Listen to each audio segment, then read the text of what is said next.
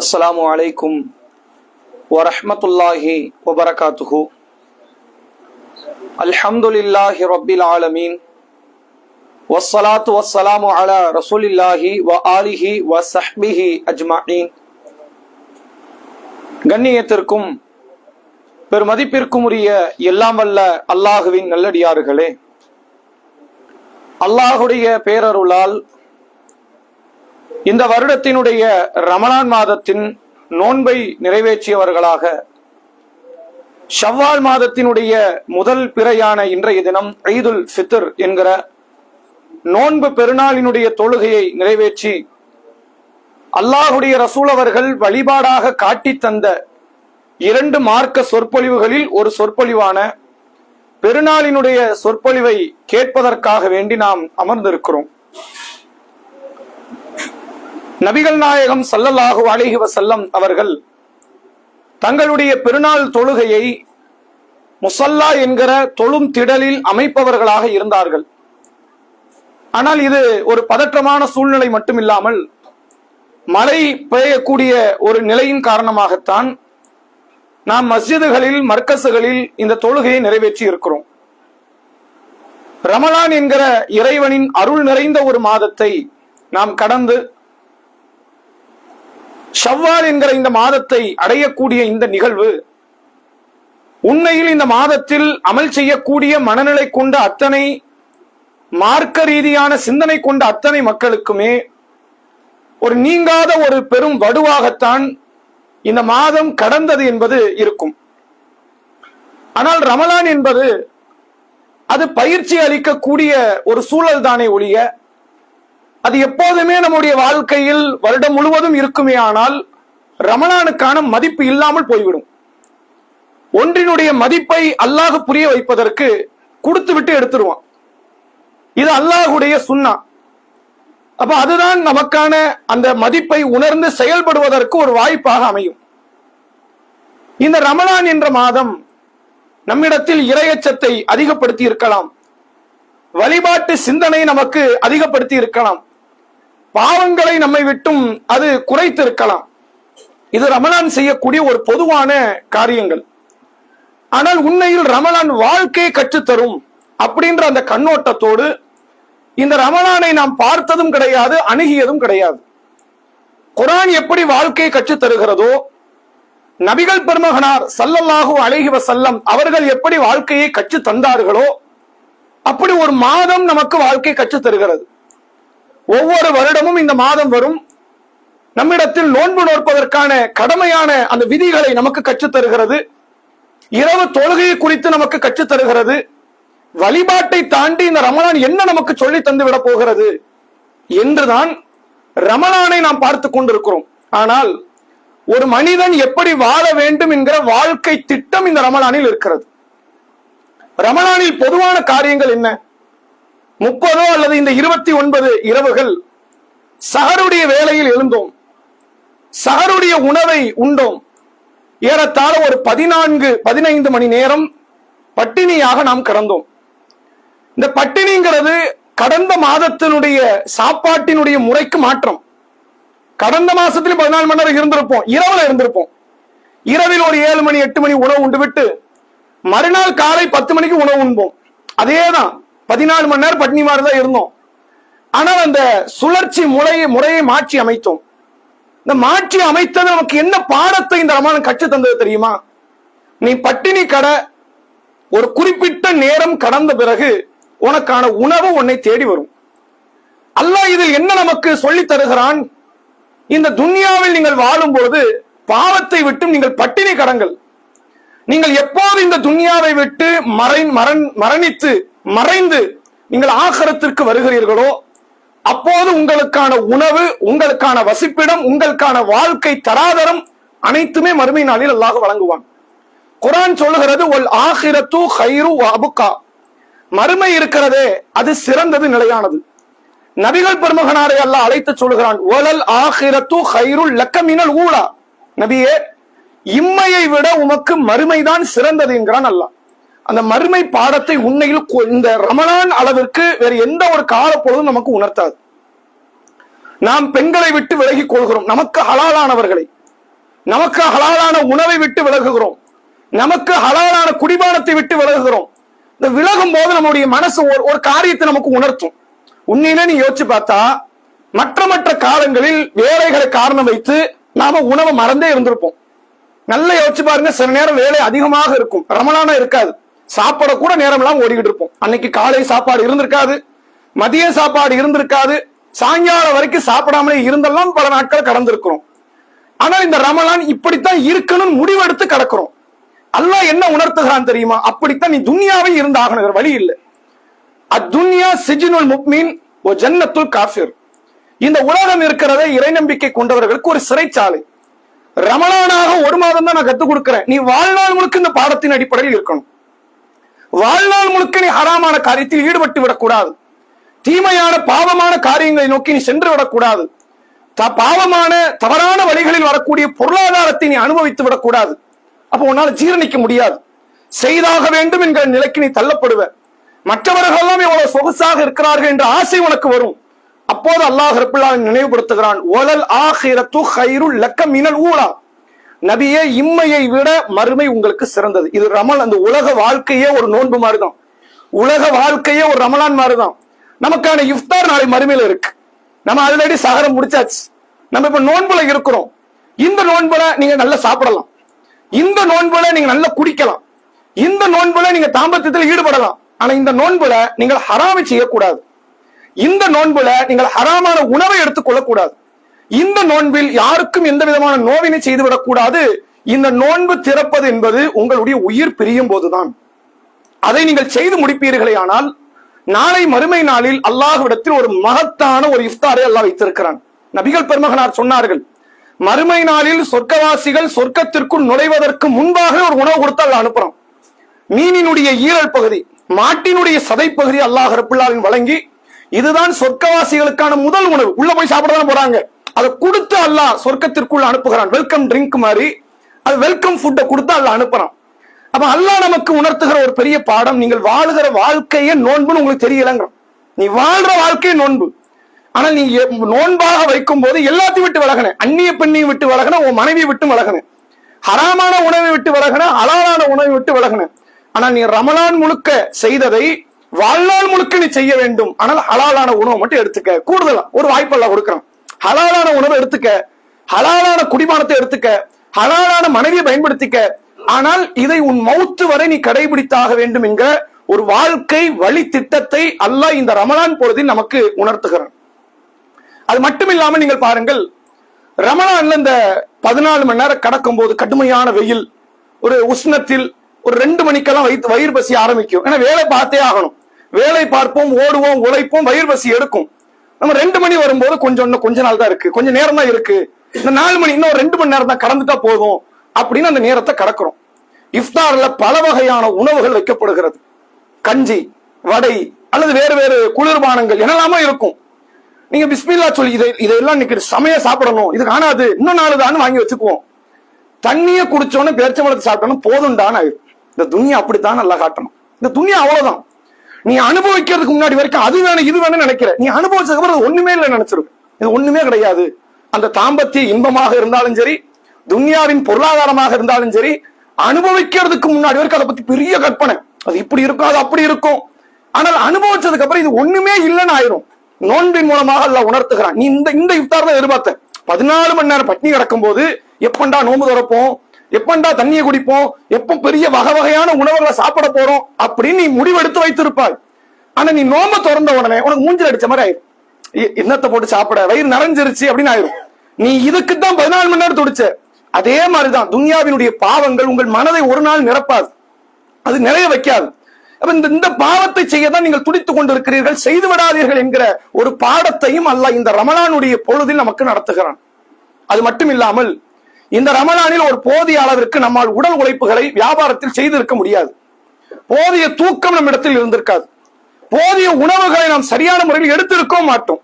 சஹருக்கு ஏறத்தாழ ஒரு 4:45 சுபுகுடைய வாங்கு, எழுந்தது 4:25 35 எந்திரிச்சோன்னு இங்க என்னத்தையாவது அறக்க பறக்க ஒரு 2 வாயை சாப்பிட்டுட்டு தண்ணியை குடிச்சிருப்போம். ஆனா 14 மணி நேரம் அப்படியே கூட்டு வந்துட்டான். ஒரு பட்டினி கிடக்கக்கூடிய அந்த சூழலில் எந்த விதமான உடல் சோர்வையும் அல்ல ஏற்படுத்தல். இது ஒரு பெரிய ஆச்சரியம். 30 நாள் பட்டினி கிடக்கிறது இருக்குது. மாற்று மதத்தவர்கள் ஆச்சரியப்படுறாங்க. இப்ப நாங்களும் விரதம் இருக்கிறோம், ஆனா நாங்க தண்ணியை குடிப்போம், ஒரு ரொம்ப லைட்டான ஃபுட் நாங்க சாப்பிடுவோம், அப்பப்போ தொண்டை நினைய வச்சுக்குவோம். 14 மணி நேரம் எப்படி நீங்க பட்டினி இருக்கிறீங்க, இது பெரிய விஷயமா இருக்குது அப்படின்ற ஒரு ஆச்சரியம் பல மக்களுக்கு ஏற்படக்கூடிய நிகழ்வை நம்மால் பார்க்க முடிகிறது. ஆனால் அல்லாஹ் ரப்புல் ஆலமீன் நமக்கு இந்த நோன்பில் உணர்த்துகிற ஒரு பிரம்மாண்டமான பாடம் என்னன்னா, நீ உழைச்சதனால நீ சாப்பிடலைங்கிறாங்க. நீ 11 மாசம் நீ உழைச்ச, இந்த 1 மாசம் நீ உழைப்பு கொண்டு ஓய்வு போட்ட. 11 மாசம் உனக்கு சோத்தை கொடுத்த மாதிரி நான் இந்த 1 மாசம் நான் கொடுத்துக்கிட்டு தான் இருக்கேன். இன்னும் சொல்ல போனா 11 மாதம் இல்லாத பறக்கத்து இந்த 1 மாதம் கிடைச்சது. எங்கெல்லாமோ இருந்து உணவு வந்தது, எப்படி எல்லாமோ அன்பளிப்பு வந்தது, எப்படி எல்லாமோ அல்ல உங்களுடைய கைகளை நிரப்பிக் கொண்டே இருந்தான். நீங்கள் நல்ல முறையில் 11 மாதம் தூங்குனீங்க, அப்பம் கிடைக்காத ஆரோக்கியம் இந்த ரமலானில் உங்களுக்கு கிடைத்தது. நீங்கள் 11 மாதம் நல்ல முறையில் கடைகளை திறந்தீர்கள், அப்போது கிடைக்காத லாபம் இந்த ரமலானில் உங்களுக்கு கிடைத்தது. நீங்கள் 11 மாதம் நல்லா சாப்பிட்டீர்கள், அப்போது கிடைக்காத ஆரோக்கியம் இந்த ரமலானில் கிடைத்தது. அப்படின்னு என்ன அர்த்தம்? நீ சாப்பிட்டதுனால ஆரோக்கியமா இல்ல, நீ என்ன நம்புறதுனாலதான் இந்த மாசம் நீ ஆரோக்கியமா இருந்த. நீ உழைத்ததுனால பணம் சம்பாதிக்கல, என்ன நம்புறதுனாலதான் நீ பணம் சம்பாதிச்ச. அப்ப என்ன அர்த்தம் தெரியுமா? நீ என்ன நம்புனாலே உனக்கு உணவு வந்து சேரும். நீ அதுக்கு ரொம்ப சிரமம் எடுக்க வேண்டாம், கஷ்டப்பட வேண்டியது இல்லை. நீ என்ன நம்புனா போதும், அல்லாஹ் எனக்கு தருவான். இந்த மாதம் கொடுத்த அல்லாஹ் அடுத்த 11 மாதமும் தருவான். இப்போது கொடுத்தவன் நான் சாகர வரைக்கும் தருவான். நாம நம்முடைய உள்ளத்தை அங்கலாய்த்துக் கொள்ள வேண்டிய அவசியமோ விரக்தியாகி கொள்ள வேண்டிய ஒரு சூழலோ இங்க கிடையாது. சில காரியங்கள் உலக அளவில் மக்கள் மத்தியில் பேசப்படக்கூடிய ஒரு நிகழ்வே, முஸ்லிம் சமுதாயத்தவர்கள் எவ்வளவு சோதனைகள் வந்தாலும் அவர்கள் மரணத்தை நேசிக்க மாட்டார்கள் அப்படின்னு நமக்கு ஒரு பேர் உண்டு. மரணம் அல்லாஹ் தந்தா ஏத்துக்குவோம், நம்ம அதுக்காண்டி முண்டி அடிச்சுக்கிட்டா போய்கிட்டு இருப்போம், நமக்கு அந்த பேரே கிடையாது. அது நபிகள் பெருமகனா நமக்கு உருவாக்கிய ஒரு முறை. ஆனா இப்ப தொடர்ச்சியாக பல செய்திகள் நமக்கு எப்படி வருதுன்னா, முஸ்லிம்கள் ஏதோ ஒரு சில பாதிப்புகளை அடைந்தவுடன் தற்கொலை என்கிற சிந்தனை நோக்கி சென்று விடுகிறார்கள். ஒரு சில இடங்கள்ல இது மாதிரியான காரியங்கள் நம்ம கேட்க முடியுது. தற்கொலை பிரம்மாண்டமான பாவம். ஆனால் இவன் என்ன புரிந்து கொள்ள மாட்டேங்கிறான் அப்படின்னா, என்ன அல்லாஹ் காப்பாற்ற மாட்டானே அவன் நினைச்சிட்டான். ஆனால் இந்த நம்பிக்கை போறது இது ஏறத்தாழ குஃபர், இதுக்கு ஒரு காஃபிர்த்தம். நான் அல்லாஹ் எல்லா விஷயத்தையும் நம்பிட்டேன், இப்ப நான் கடன் பட்டு விட்டேன், அல்லது நான் இழிவடைந்து விட்டேன், அல்லது நான் பெரும் சோதனைக்கு நான் ஆளாகி விட்டேன். எவ்வளவு பெரிய சோதனை வரட்டுமே, பெருமானாரின் சோதனையோடு ஒப்பிடும் போது அது மலை, இது மடு. சஹாபாக்களின் சோதனையோடு ஒப்பிடும் போது நம்மளால அவங்க பக்கத்துல நிக்கவே முடியாது. அப்ப அவ்வளவு சோதனைகளை தாங்கி கொண்டு அவர்களால் எப்படி வாழ முடிந்தது என்றால், அல்லாவை அவர்கள் உளமாற நம்பிக்கொண்டு இருந்தார்கள். அல்லாஹ் சொல்கிறான், ஒலா தஹீனு ஒலா தஹ்ஸனு அன்துமுல் அஅலவுன இன் குன்தும் முஃமினீன். நீங்கள் தளர்ந்து விடாதீர்கள், நீங்கள் கவலைப்படாதீர்கள். நீங்கள் அல்லாவை நம்பி இருந்தால், இறை நம்பிக்கை கொண்டவராக இருந்தால்ங்கிறது இல்ல, நீ அல்லாவை நம்பி இருந்தால் நீதான் உயர்ந்து போக. எப்போதுமே உயரமான இடத்திற்கு வரக்கூடியது நீதான். இறைவன் மீது நம்பிக்கை வைத்தால் அற்புதமான முறைகளில் உணவை அல்லாஹ் தருவான். இது உண்மை. மூசா நபிக்கு கடலை பிளந்தது உண்மை என்றால் அது மூசா நபிக்கு மட்டும் நிகழ்ந்த நிகழ்வாக இருக்காது, எனக்கும் அல்லாஹ் செய்வான். இப்ராஹிம் நபி நெருப்பு குண்டத்தில் விழுந்து பாதுகாக்கப்பட்டது உண்மை என்றால் அது இப்ராஹிம் நபிக்கு மட்டும் அல்லாஹ் சொன்னானா? யாருக்குனால் நடக்கும். அல்லாஹ் என்னை காப்பாற்றுவான் என்ற நம்பிக்கையோடு இந்த துன்யாவில் ஏற்படுகிற எல்லா சோதனைகளையும் தாண்டி செல்ல வேண்டும் என்கிற பாடத்தை உணர்த்துகிற மாதம் இந்த ரமலான். அப்படித்தான் இந்த மாசத்துல இருந்தோம். வியாபாரம் கடையெல்லாம் பின்னாடி பார்த்துக்கலாம். நமக்கு வழிபாடு தேவை, இரவு தொழுகை தேவை, இன்னும் பிற காரியங்கள் தேவை என்று 11 மாதம் முண்டி அடித்ததை எல்லாம் இந்த 1 மாதத்தில் கைவிட்டோம். 11 மாதத்தில் கிடைக்காத வழக்கத்து இந்த 1 மாதத்தில் கிடைக்கிறது என்றால் இறைவன் உணர்த்துகிறான், உன் உழைப்பை கொண்டு பணம் இல்லை, என்னுடைய அருளை கொண்டுதான் உனக்கு பணம் என்பதை அல்லாஹ் காட்டுகிறான். இன்னல்லாஹ யப்சுத்து ரிஸ்க லிமன் யஷா, தான் நாடியவருக்கு அல்லாஹ் செல்வத்தை தாராளமாக தருகிறான். இந்த ஒரு தத்துவத்தை உணர்ந்துட்டோம். நீங்க நம்ம உழைப்பை கொண்டு இல்லை, நம்ம உழைப்போம், நம்மளால முடிஞ்ச அளவுக்கு உழைப்போம். அது அல்லாஹ்வுடைய கையில தான் இருக்கு. அவன் அள்ளி கொடுப்பான், கிள்ளியும் கொடுப்பான், குறைச்சும் கொடுப்பான், நிறையவும் கொடுப்பான், அவன் பார்த்துக்குவான். யாரெல்லாம் எனக்கு நீ தா அப்படின்னு கையேந்திட்டு நம்மால் இயன்ற உழைப்பை செய்வது போதுமானது. வழிபாட்டை மறந்து மனைவி பிள்ளைகளை மறந்து ஒரு உழைப்பு தேவையில்லை. என் தூக்கத்தை மறந்து என் ஆரோக்கியத்தை மறந்து ஒரு உழைப்பு எனக்கு தேவையில்லை என்பதை உணர்த்திய மாதம் இந்த ரமலானுடைய பொழுது. உண்மையில் இது மாதிரி எல்லாம் பாடம் யாருமே நடத்த முடியாது. இந்த ரமலான் நடத்துற மாதிரியான பாடத்தை துன்யாவில் எந்த ஆசிரியர் வந்தாலும் இப்படி ஒரு பாடத்தை சொல்லித்தர முடியாது. அவ்வளவு அழகான ஒரு திட்டமிடலை அல்லாஹ் ரப்புல் ஆலமீன் கட்டமைத்து இந்த ரமலான் மூலமாக நமக்கு தந்திருக்கிறான். உண்மையிலே வருஷம் 365 நாள் ரமலானா இருந்தா நமக்கு ரமலானே வெறுத்துரும். அல்லாஹ் கரெக்டா 1 மாசம் கொடுத்தான். இது ஒரு டானிக் மாதிரி தான், சிரப் மாதிரி தான். நல்லா இருக்க, டேஸ்ட் இருக்க, பாட்டிலாம் கொடுக்க கூடாது, 1 மூடி தான் கொடுக்கணும், அதான் கரெக்ட். அடுத்து நாளைக்கு வா 1 மூடிக்கு. இந்த ரமலான் உங்களுக்கு பல வழிபாடுகளை சொல்லி தந்தது அப்படியே இழுத்து கொண்டு, பல்லால் கடித்து கொண்டு அப்படியே அந்த அமல்களில் நீங்கள் நாம் செயல்பட்டு கொண்டே வர வேண்டும். அடுத்த ரமலானை எதிர்பார்த்து கொண்டிருக்க வேண்டும். இதுதான் நபிகள் பெருமகனார் நமக்கு சொல்லி தந்த ஒரு வழிமுறை. அதோடு மட்டும் இல்லாமல் எப்படி இந்த ரமலானில் இறையச்சத்தோடு நாம் செயல்படுவதற்கு முயற்சித்தோமோ, உண்மையில் இதைவிட அதிக இறையச்சத்தை இனி வருகிற காலத்தில் நாம் காட்ட வேண்டும்.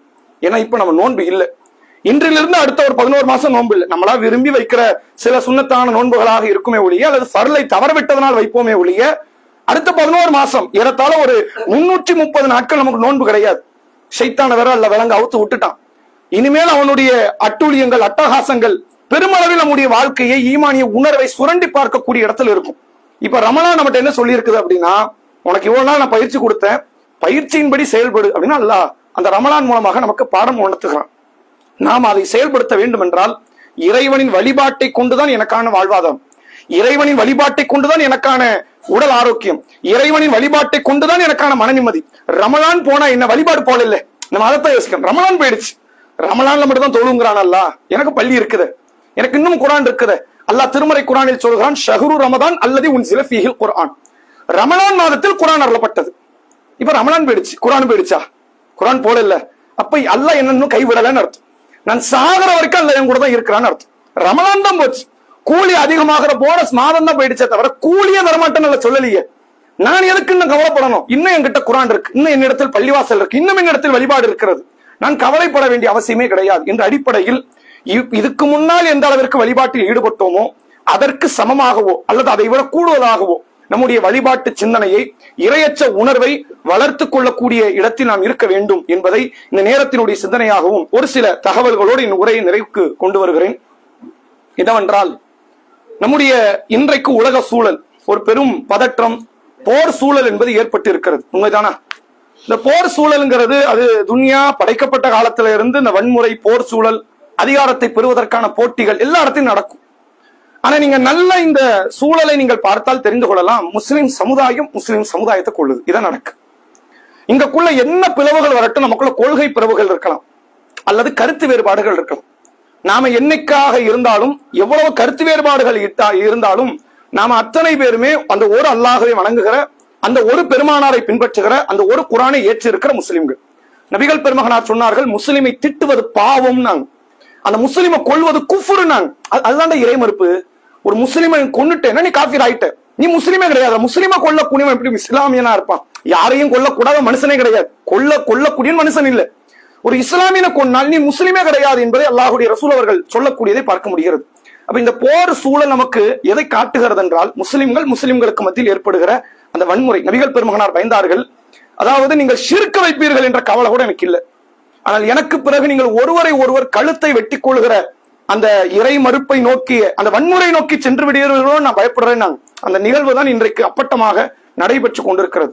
என்ன உண்மையில நீங்க யோசிச்சு பாருங்க, தாயகம் திரும்ப முடியல, அல்லது நம்ம உயிரோடு இருப்போமா மாட்டோமா, மனைவி பிள்ளையை பார்ப்போமா மாட்டோமா, இது ஒண்ணுமே ஆகல. என்ன ஒரு பிரச்சனை, இப்ப போறது மட்டும்தான் ஒரு இறைஞ்சலா இருக்கு, வேற எந்த பாதிப்பும் அடையல.